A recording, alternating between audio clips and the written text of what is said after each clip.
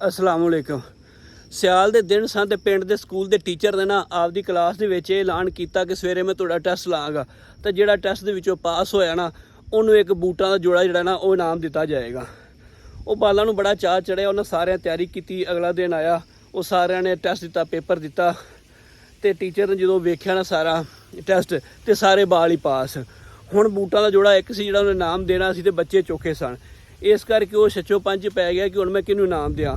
खैर उन्हें क्लास दे विच बालां नूं पुछया कि हुण बूटां दा जोड़ा एक तुसीं सारे पास होइए ते तुसीं दसो भी हुण किस तरह फैसला करिए कि जिहड़ा ना ये बूटां दा जोड़ा जिहड़ा ना ये एक नूं दिता जाए।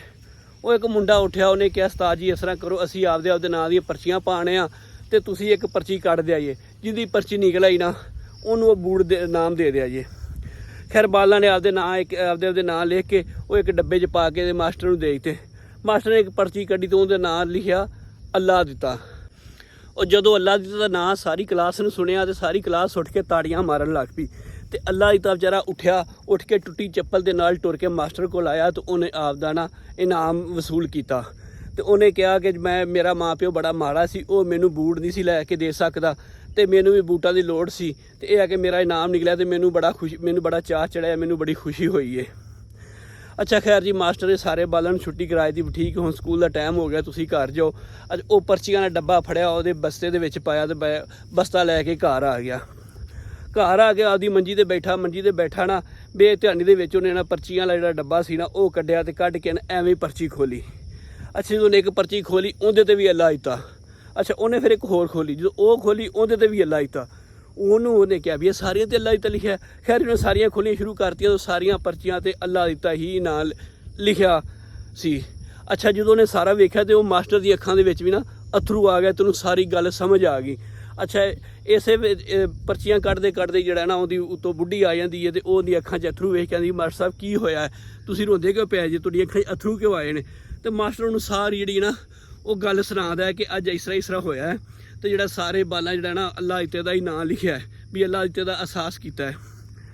अच्छा वो गल सुनाने का मकसद ये आ कि सारी गल है एहसास दी।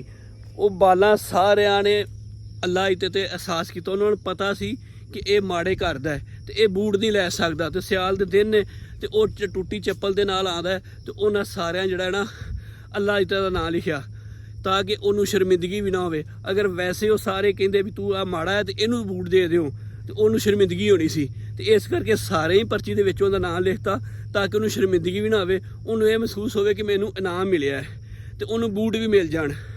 तो इनू गल है सारी एहसास दी जिहड़ा कि अजकल तुसीं वेखो साडे विच खत्म होंदा जांदा है। अगर असीं किसी नूं कोई अजकल शै देने आ तो असीं 10 जगह ते फोटो लाने आ भी आ वेखो असीं इनू इनाम देने पे आ।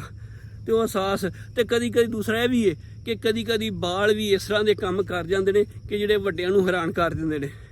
तो बालों की भी गल जी है ना वो मननी चाहिए। तो वीडियो तुहानूं चंगी लगे तो लाइक तो शेयर लाजमी कर दिया जी।